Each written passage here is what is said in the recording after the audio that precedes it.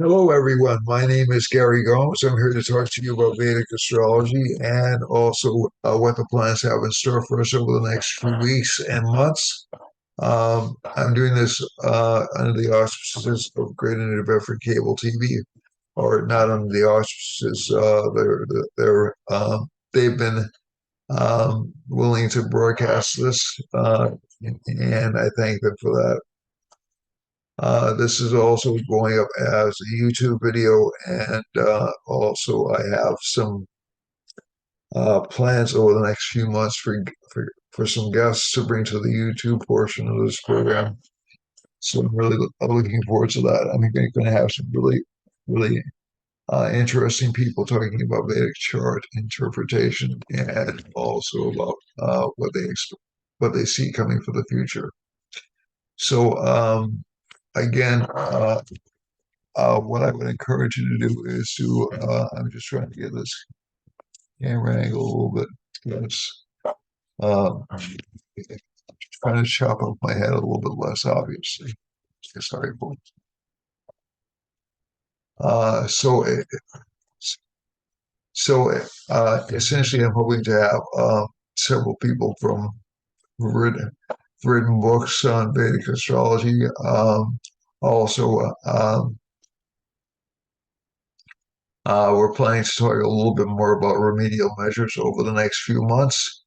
And also, we're planning to get uh, some uh, basically people from around the world, from countries other than the United States, but also United States astrologers are welcome to um, come onto this channel to talk with me, to discuss astrology with me. I'd be more than happy to have you aboard.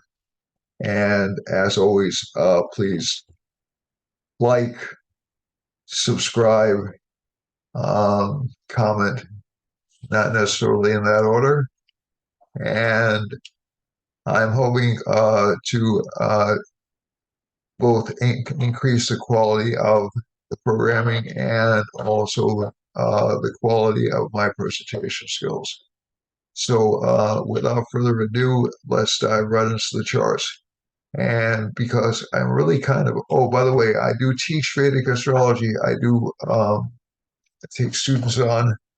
I do have plans for my own school eventually down the road. Those have been pushed back, pushed back, pushed back. And, but essentially the school is in operation. I do have active students right now, but they're one-on-one classes. I can do one-on-one or groups. Contact me if you're interested in doing two or more students at a time, and I'll see what I can do for you. I also do readings. My readings are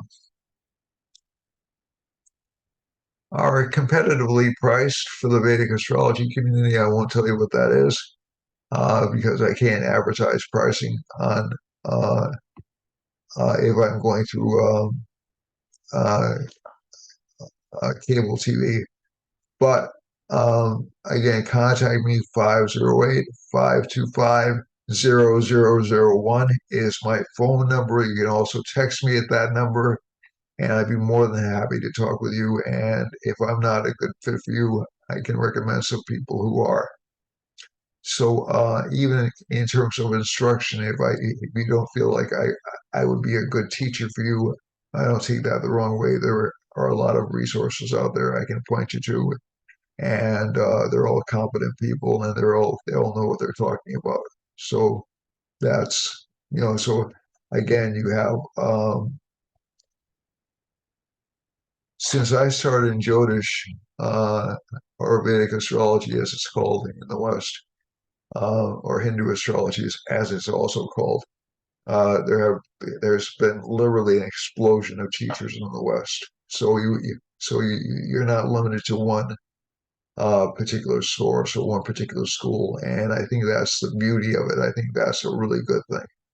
I think that now, now again, the only problem with it is that um, most astrologers will disagree over um, basic points uh, in addition to fine points in interpretation and um, in what to use and what works and what doesn't work. But again, you can choose and you can sample and see what works for you. Some people want a guide or they want a guru, they want to belong to a lineage. Um,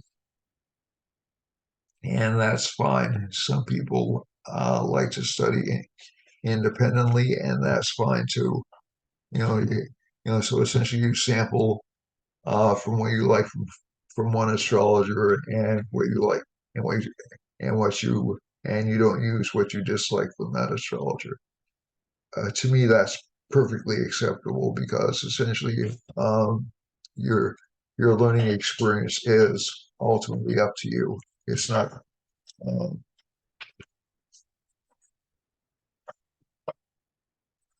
so so so so some people will feel comfortable with one school, one lineage. Other people will say, I like that, but I also like this.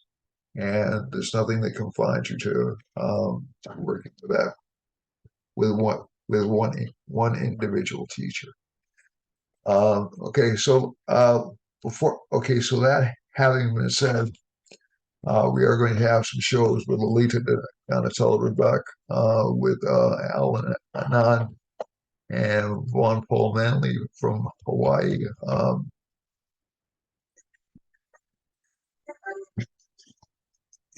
So,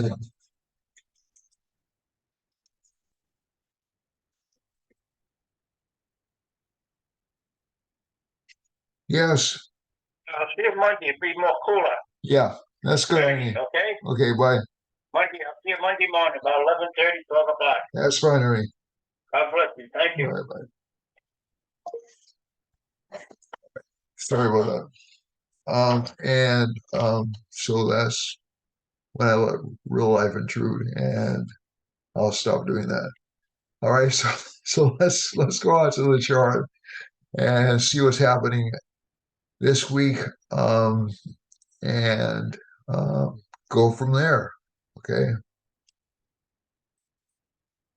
And you can also let me know whether or not my speech is improving as I go through my voice control lessons. Um, as I told you before, the way I speak is not really um, it's not really a conscious choice. It's more of a byproduct of a neurological condition that I was born with, and so it has to be uh, managed. It would have been nicer if I would have received this kind of therapy back in my 20s when it probably would have been more useful, but better late than never. Okay, so we have a chart right now in which, so enough uh, of me reflecting on the past. The other thing is, um, just because of some recent discussions, I've been really cautious of the potential for accidents and even health issues over the next few months. So I'm just giving you kind of a warning right now. Mars is in this sign right now. It's in Virgo. It's around the midpoint of Virgo. And K2 is just, it's not quite over into Virgo yet. So why that becomes important is because essentially Virgo is the sign of illnesses and diseases. So now again, it's also the sign of over analysis. So we don't want to take this too far. Okay. But as we get closer, let me just draw a random date. Let's go to October 15th or thereabouts, when the sun will be in Libra, and we're close to being in Libra. Right. So we don't have a Mercury K2. We do have a Mars K2 conjunction occurring around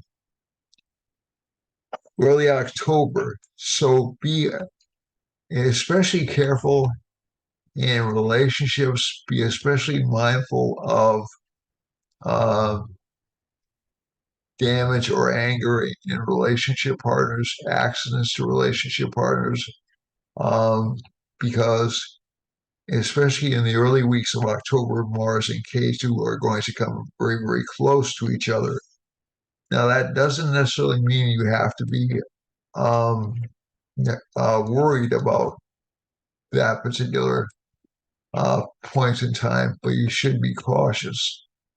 Um, I think one of the things that um, I like to advise people about it. Now, again, some astrologers have been looking at this as being a war producing combination. I don't necessarily view it as that. I do view it as being a financially difficult combination. And I think we'll experience some financial issues, some trade issues around that time. But especially after the sun goes into Libra. And again, as I said before, we're going to see a lot of governments over the next few months, not necessarily fall, but end up in a lot of trouble. And the main reason for that is because we have um, kind of an interesting pattern. Excuse me, let me get this back on screen again. And I'm going to stop the share again and just bring it back.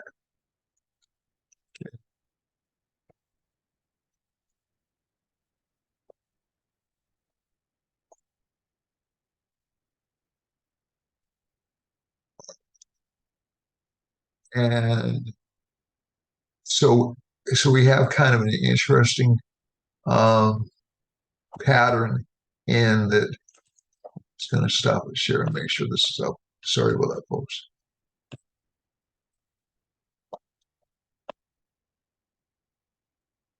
All right, that's up. All right, so we have kind of an interesting pattern in that Mars and K2 normally causes accidents. It can cause, to a certain extent, air catastrophes, but it can also cause trade imbalances, like major trade imbalances, and major issues with the monetary system, because essentially, and also buildings. We'll probably see some destructions of buildings or institutions. Um, and one of the reasons I bring this up is essentially I don't think the landscape is going to look um, anywhere near what it looks like right now politically next year.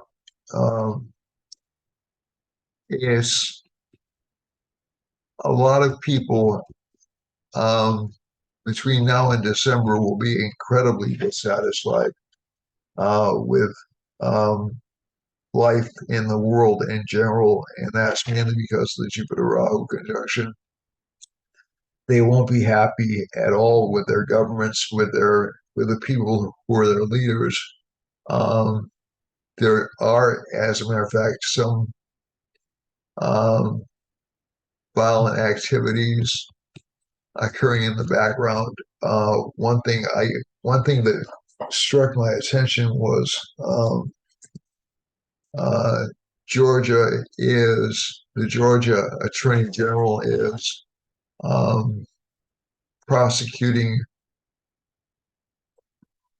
some protesters of the police um, training academy site under the RICO statute that Trump is being prosecuted under.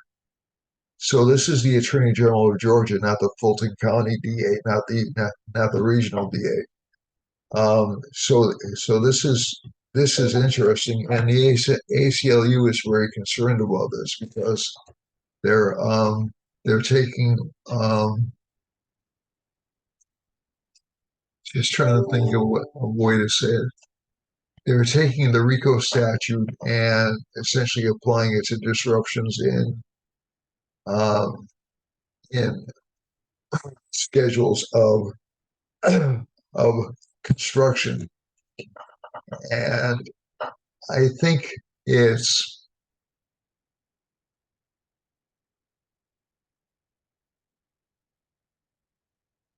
it's fascinating to see how how how one side will come up with an idea which is a novel idea and apply it, and then all of a sudden somebody says, "Hey, wait a minute, we can use this for this group we don't like, or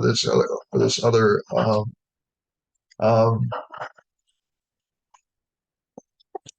this other cause." And depending on which side you're on, you'll say, "Oh, that's wrong," or "That's right." And I so again, we're seeing the politicalization of the justice system, and that's the Rahu Jupiter combination. Um, to I would say almost um, they're not unprecedented levels because you have similar activities happening um, in the 1960s, the 1970s, the 1980s, the 1990s, the aughts. I think the main reason it's become such a hot button item is because um, it's being waged against in the light of a presidential election, and um, so it's it assumes a much higher public profile. So again, we have this uh, kind of inflationary pressure will exist at least until April. It'll actually become a lot more transparent after December um, because the Rahu Jupiter conjunction is obscuring it a little bit. Also, Jupiter is aspecting Sun and Mercury, so it's making governments more um, feel like they can assume more responsibility or become a little bit more assertive. Saturn is also aspecting the Sun, so again, it's being used as a revenge vector for people. And Mars is in the 12th house of the chart, so it's also being used as a weapon. To be honest with you, it's essentially Mars and Virgo is a weapon with words. It's a weapon with so it's a weapon with words. Now we can expect to see now Jupiter just went retrograde, as you can see from the chart. So that underscore um, will give more power to conservatives. Actually, Jupiter's really a planet of conservatives. And so essentially Jupiter likes the established order. It doesn't like um, change or likes slow change, evolutionary change, as opposed to radical change. With Rahu being with Jupiter, it wants to make that change very quick. Okay, so that's what we've seen over the past year and a half. I think one of the things, and Mars is also aspecting Jupiter, so that makes Jupiter a little bit more aggressive.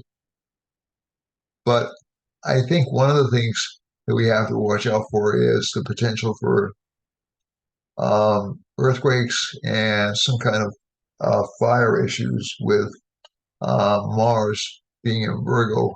you know, essentially land events, and also K2 in Libra. I would say catastrophes or fraud in business, um, and miscalculations in business. Um, Saturn aspecting Jupiter, we have problems with the established order, and people will want things to be trying to think of the right word to say it. People want justice for the downtrodden. Saturn in Aquarius actually does that. It actually is encouraging a lot of technological innovation, which is the big news story, which is eluding everybody right now. So there's a lot of technological innovation going on right now, but we're not hearing it because there's all this political smoke going on. And so what you'll see is Saturn going retrograde will uh, renew interest in old technologies or old innovations, and you'll see increased attention paid to those things over the next few months or so. And I also think one of the things you're looking at with this Jupiter in Aries is again a lot of calls for um, leaders to step down, for leaders to um, abdicate, for leaders to pull themselves out of the race, for leaders. And again, this isn't just happening in the United States. I have to underscore this. This is happening pretty universally. Okay. The United States has a lot of attention on it right now because the Lord of the first house in the United States chart is Jupiter, and Jupiter's with Rahu. So there's a lot of attention focused on the United States, but essentially there is concern about Europe fading away. There's concern about uh, China grabbing or stealing power. I would tend to go, because of the Mahadashas China is in, I would tend to go more towards stealing power, more towards uh, behind the scenes negotiations.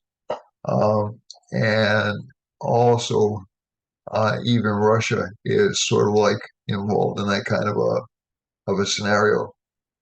So we're going to see a lot of change over the next year, a lot of disruption over the next year. Again, keep in mind, these aren't necessarily bad things.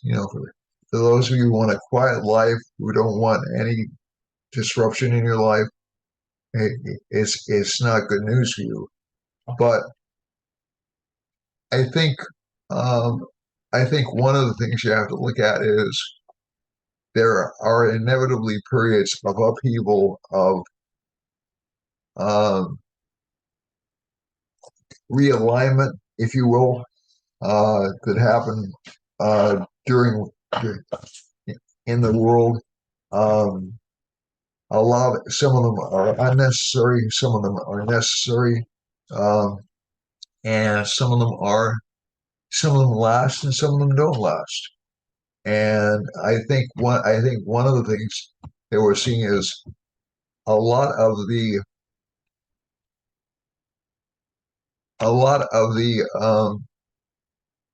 impending doomsday language especially for the West, is really not going to play out in the long term. But you will see a more even playing field. Okay, so I think one of the things you're looking at, and I'm talking about the West in terms of political and economic power, not necessarily in social norms or anything like that. That's a totally different topic. But I think you will see a deceleration of social change in the next year or so. And I do think you'll see this will be after April or so. And I also think you'll see, and again, about a year and a half, and then more acceleration. Um, but I also think you'll see uh, over the next few months, um, not really an economic collapse, but an economic readjustment. You know, in that in the trading relations will be reconsidered rather dramatically. In terms of politics, I I I really don't want to make a final analysis of that until Rahu is away from Jupiter, because I think there's Rahu twists our judgment. Rahu makes us overreach. So, and Rahu is also a planet of, it's a planet of change, but it's also a planet of illusion. So I'm resisting. I'm not going to make any predictions about the presidential race until after, or any political changes until really probably late November, early December, when Rahu is less prominent in the chart, and that's from experience. Okay, but you will see a lot of change in local governments and a lot of surprises coming up. So pretty much anything you thought is over will not really be finally over for another. I would say 6 months or so. You know, just because of where Jupiter's located, and where Saturn's located, and where Rahu is located. It's just not going to happen that quickly and that slickly. Okay. So in general terms, inflationary pressure definitely will continue. Um, and when Jupiter enters Taurus, um, less willingness to compromise, less willingness to adjust to changing circumstances. So we're in for a couple of stubborn years, folks. Okay. All right. So again, aside from warning about accidents, COVID, I think I've already told you what I think about what's going to happen with COVID over the next few months. We have Mars K2 conjunction coming up. That'll probably see the peak of COVID activity um, around October. I think after that you'll start to see a decline. Plus, this variant is really not as, from what I can see from the chart, I have to caution that I'm not a scientist. I'm not a doctor. I'm not an MD. I'm an EDD. I'm not an MD. From what I can see from the chart, this does not look to be as virulent as, certainly as the first strain of COVID. It came out in late December. It was caused by the late December eclipse. We do have an eclipse coming up October 26th, roughly to November 6th. That'll cause maybe some panic about illness, about disease, but I don't see this particular period lasting very long. As far as new medications coming in, yeah, there probably will be some new medications coming in. Will they be more effective against the virus? Well, a virus mutates. I mean, I think one of the problems you run into is the flu virus is only around 30% effective. So so it so essentially, I mean, that's better than nothing. But viruses tend to be extraordinarily resilient mechanisms. So just based upon our experience with things like the flu virus, it's doubtful you're going to see something which is going to guarantee immunity against COVID, or even significantly. Is it worth pursuing? Uh, just um, the scientific hat on me says yes, but I wouldn't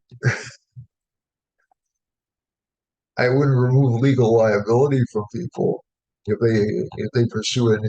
If they develop a new virus and they say it's going to work, but that's just me. Yeah, it's just.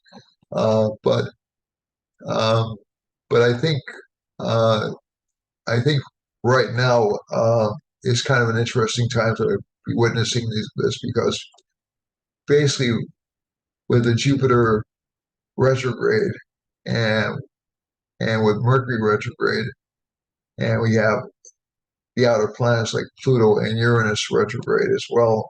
Um, it's kind of a dicey time to come up with something new. Um, and I don't think you really see a lot of progress made on that front really until after the beginning of the year.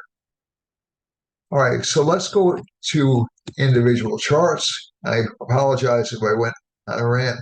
Again, I don't think we're really going to see anything happen in um, the Russia-Ukraine conflict until I'm hopeful it'll end in sometime next year.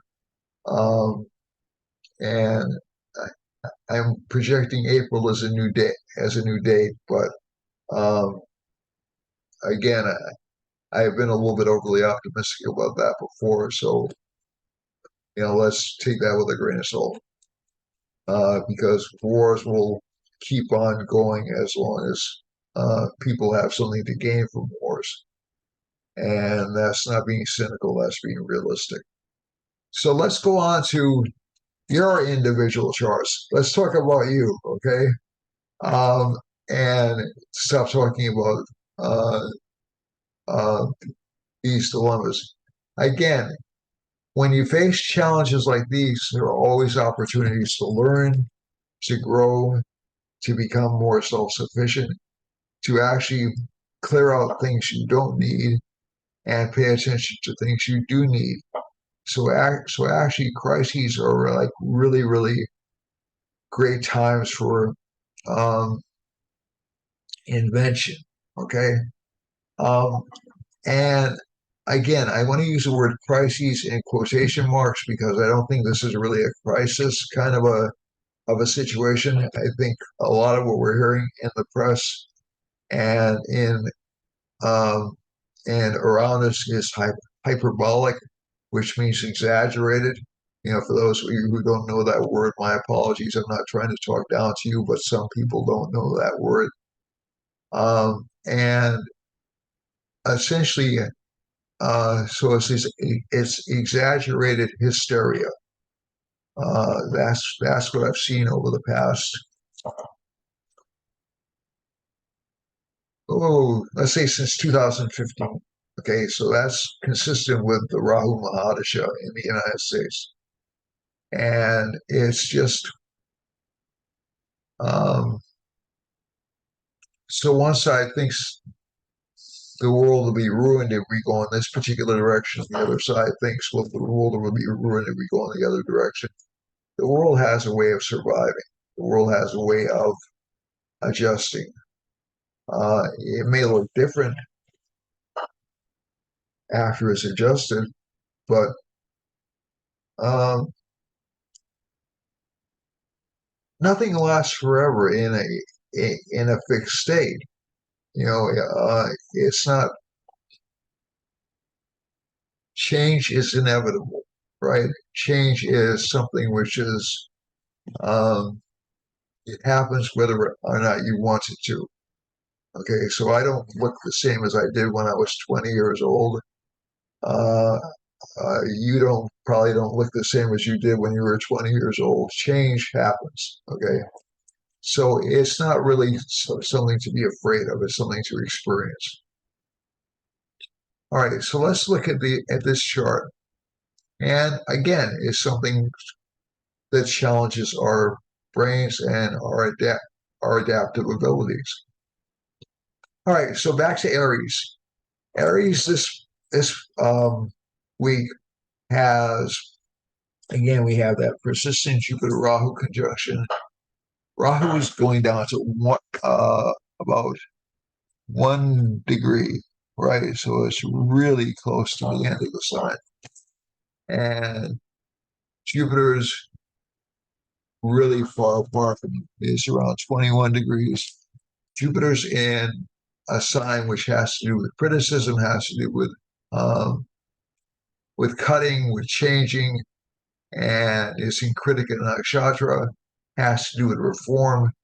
And so this will be an interesting thing. So essentially, for Aries, they'll be reconsidering some of the purchases they made, some of the ideas they held for the past few months. Moon is in the third house. They'll be looking at changes to home life. Venus is in the fourth house in Ashlesha Nakshatra. Ashlesha is kind of an interesting nakshatra in that it tries to um, aggrandize itself or increase its energy, increase its it can be a little bit self-centered, but it can also be very clever. So if Venus is in this particular nakshatra, it's good for uh, financial growth for this sign. Relationship partners will seem to be a little bit selfish because of this particular placement. Uh, and they'll be a little bit uncommunicative because of Ketu being in the seventh house. Uh, the Sun Mercury conjunction, difficult communications with kids, but again, some good prospects for career luck.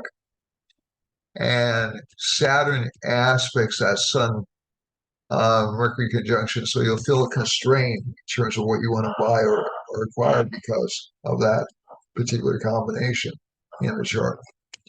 So you'll feel a lot of weight of responsibility. Saturn aspecting Jupiter, again, this is a very responsible week for Aries rising. Um, it really won't want that responsibility, but it's kind of stuck with it for at least for another few months. And basically, it's also a good time for like remastering old skills or relearning old skills. Also, maybe reforging old alliances.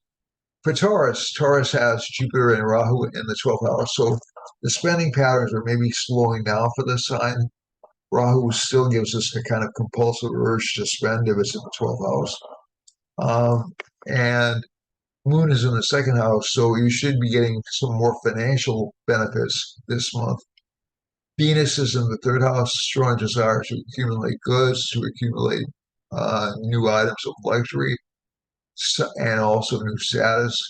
Sun and Mercury are in the fourth house, so there's a lot of attention focused on home life, but a lot of responsibilities are connected with family matters. And Mars is in the fifth house, so this will give arguments with either with coworkers or with relationship partners. Excuse me.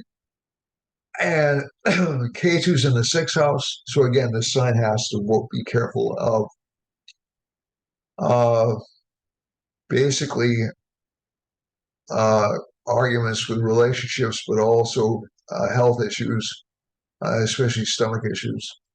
And finally, we go over here to Saturn. Saturn in the 10th house, a lot of work for the sign and for its relationship partners. For Gemini, Gemini is having a lot more emotional self-control. It's starting to focus on things that it wants in life. Communications-wise, though, it's still being ignored. A lot of the things it wants still aren't being delivered to it. And that'll shift around September 15th, around the end of this coming week. And Sun's in the third house, so it's got a strong desire in nature right now. Mars is in the fourth house, so there is a problem with relationship life. So this sign is being essentially hurt or um, tormented or being taken advantage of by relationship partners. Fifth house has K2 in it, and this can make the sign very unhappy. It can make children a little bit unhappy as well. Saturn's in the ninth house. It feels like whatever efforts it's putting forward aren't being rewarded. But basically, the image and the profile of the sign are actually improving quite a bit. So you'll see a lot of financial gains, especially after December for this sign. Moon's in the first house, change in disposition though, and also increased financial success for this week. Cancer has Moon in the 12th house, so it's feeling a little bit isolated or a little bit depressed. Sun is in the second house. It's good for financial gain, but not without a lot of effort. Uh, and relationship partners are, again, being very difficult. Mars is in the third house. This sign is showing a lot more courage than it normally does. K2's in the fourth house. K2 in the fourth house is good for um, learning, for knowledge, but also is good for tearing down structures you don't need anymore. And finally, we go over here to Saturn in the seventh and Jupiter and Rahu in uh, I'm sorry, Saturn in the eighth, and Jupiter and Rahu in the 10th house. So career life will be sort of a, a slog upwards, but if you apply yourself, you will have some gains career wise. For Leo has Sun and Mercury in the first house aspected by Saturn, so relationship life will be challenging. Um, Relationship partners will seem a little bit difficult. And again, we have that Mars second house, so again, there'll be fights or arguments with relationship partners. K2's in the third house, but again, this sign will start to look for what it wants to manifest, uh, what it wants to desire. And we have Saturn in the seventh, so that makes relationship life difficult. Relationship partner will be going back over past sins or past deeds. For those of you who are single, there'll be a lot of attention paid to resentments with past relationships. Try not to get too hung up in that and try to move forward from that. Try to rebuild. Saturn's aspecting in the ninth house, and this is also good for learning, good for education, new ideas. Moon's in the 11th house, so there should be some financial gains for people overseas. Venus is in the 12th, actually good for saving. For Virgo, Mars is in the first house, so there's a lot of desire, a lot of ambition, but it's blocked because of the 8th house lordship here. Um, Also, you have Mercury, the Lord of the first house, in the 12th house, so it'll cause more expenditures. There's a heavy expenditure pattern in this chart, just to let you know. Everything's getting more expensive. It's not just inflation, it's just spending patterns. And K2's in the second house, so it does limit a person's ability to earn, although there will be spurts of earning coming in. Saturn's in the sixth house, so you have to be careful about not wearing yourself out, not trying to think of the right term, not putting more on your plate than you can handle. Okay. Jupiter's in the eighth house, so there's a lot of interest in research on occult and metaphysical subjects. Some of that will actually end up being valuable, some of it will be worthless, but that's the fault you that's the risk. You'll know what's worthless and what's positive around December.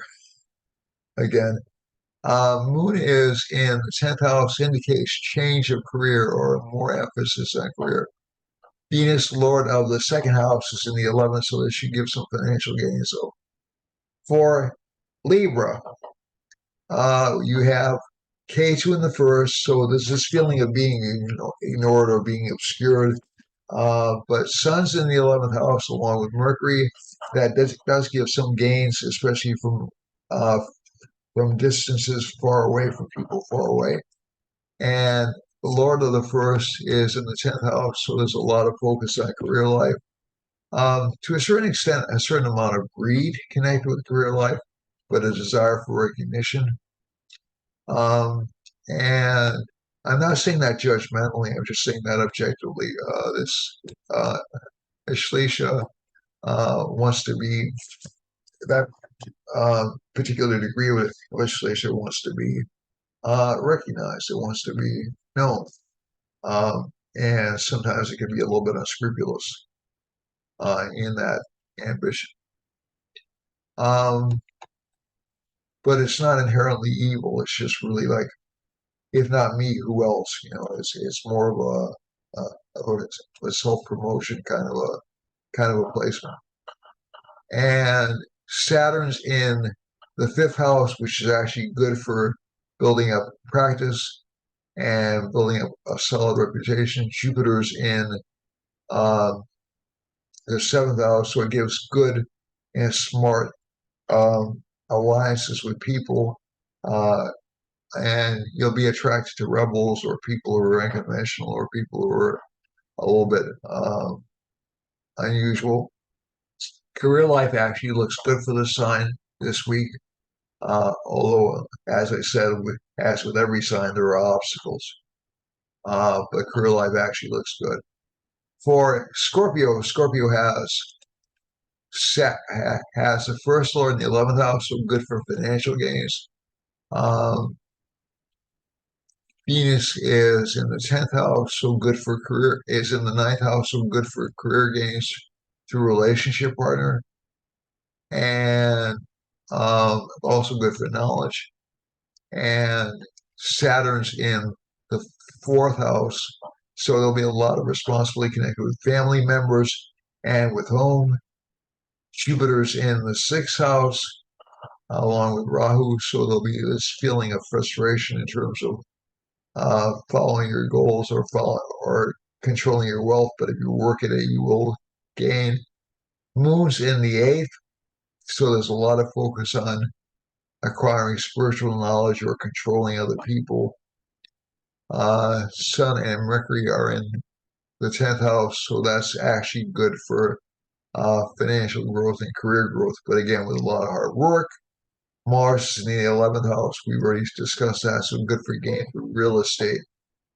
Sagittarius has Jupiter in the 5th house along with Rahu. As I've said several times before, this creates a Raj Yoga. It creates actually a fortunate combination, but it's done through disruption. It's not done through easy means. This is a special combination of Vedic astrology, in which you have the Lord of the 4th or the 1st in the 5th house, along with a node. And that's a special kind of a Raj Yoga, but Rahu will always add an element of, but I'm still not satisfied. I'm still not happy with what I have.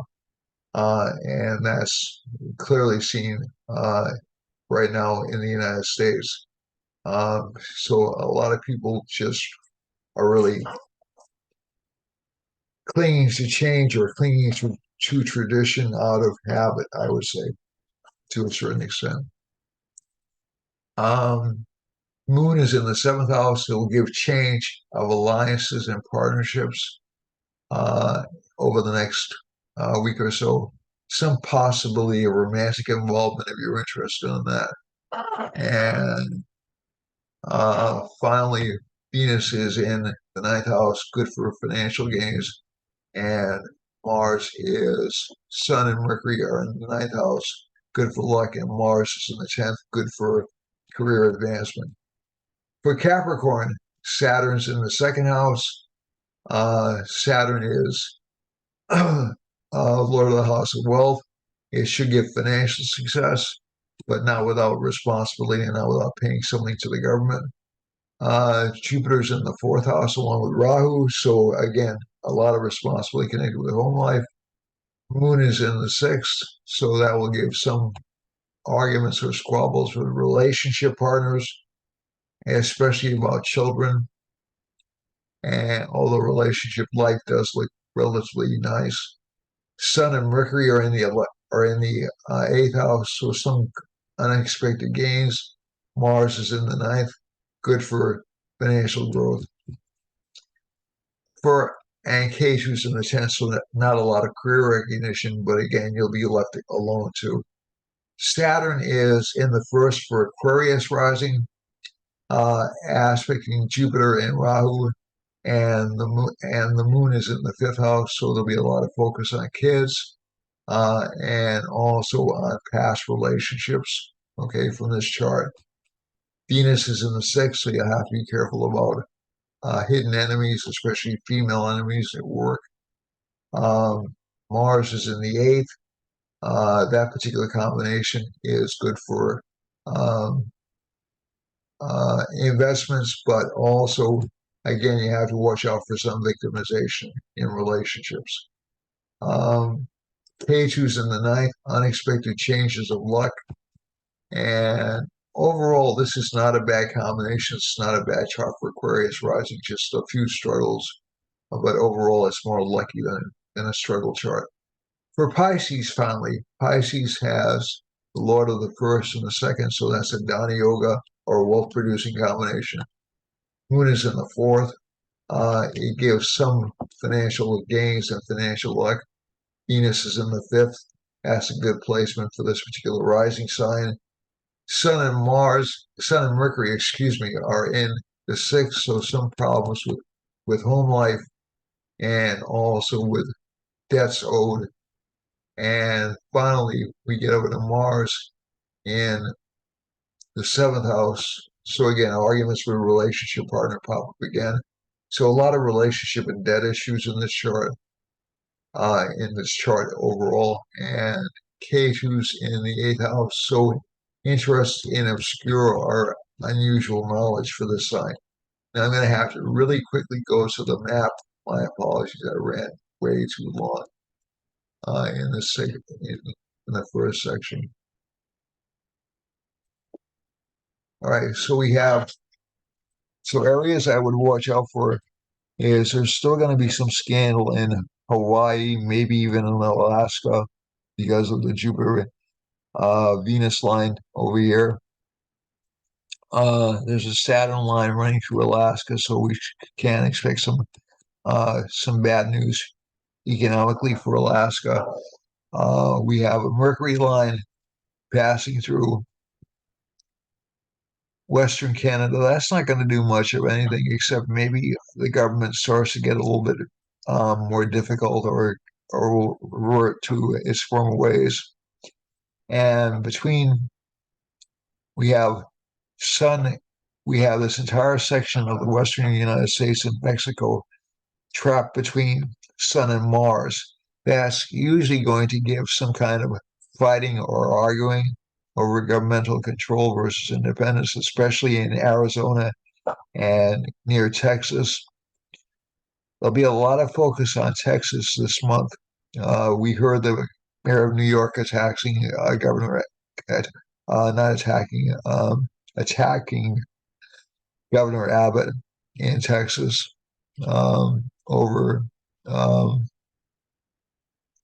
this problem he has with this Venus line over here, in which he's trying to accommodate tens of thousands of people all at once. So the Venus line is going to land over here.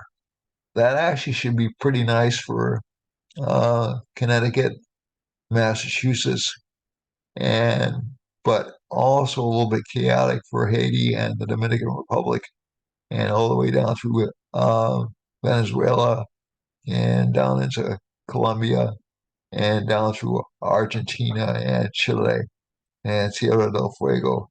There is a Jupiter line coming up through Venezuela and also Puerto Rico. So I think you'll see some change or some scandals coming up in Puerto Rico.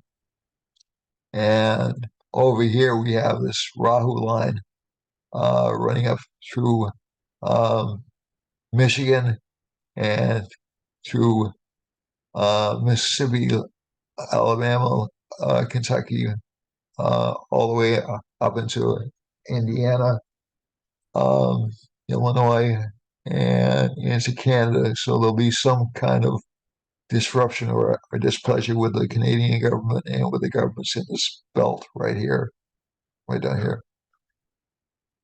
We have a Saturn line going through Brazil that should give some problems with to the Brazilian government. Mercury line running over here, we'll hear about it. Sun line going over here, probably repressive governmental measures in Brazil. There's a Mars line running through Iceland. I hope that doesn't mean volcanoes for Iceland or volcanic activity or earthquakes for Iceland. I'm praying it doesn't. But there may be some disrupt or discontent. Um, also, we have there's a Mars Rahu line going through all of Western Africa here, all the way through Algeria and Mali and gosh, and Spain and France and Western England and actually heading over into Ireland a little bit. So this entire region right here, roughly between Western Africa and Central Europe, all the way down to Sweden and down to Libya and into Central Africa.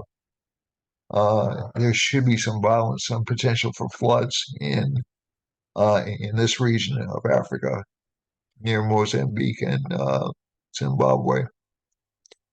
And we have a Mars line running up through Turkey. I'm sorry, Venus line running up through Turkey. So some potential for flooding in Turkey and in Western and in Eastern Europe. We have a Jupiter line running through Italy, so government scandal in Italy and Greece, and also in Germany and Western and Eastern Europe. And finally, as we go closer to Ukraine, as a Venus line uh, running through a moon line. So again, some potential for flooding in that part of the world. There's a Saturn line running through Saudi Arabia. The Arabian government is Saudi Arabia, contrary to popular opinion, is not doing well. Financially, they're fine, but they have a lot of internal problems and they have a lot of what I would call maintenance problems. Um, and all the way down here to the UAR and all the way up into Iran.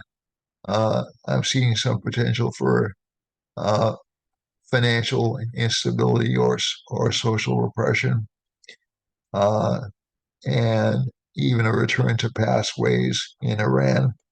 So there have been some governmental reforms in Iran. I'm thinking that those are being walked back slowly. There's a Mars line running through Pakistan and Afghanistan. That part of the world is not getting a break, unfortunately. Neither is Western India. And there may be some violence in Western India or else some problems with real estate. And finally, there's a Rahu line going through Eastern India along with a moon line. So there'll be some scandal about local government in Eastern India and also in Russia.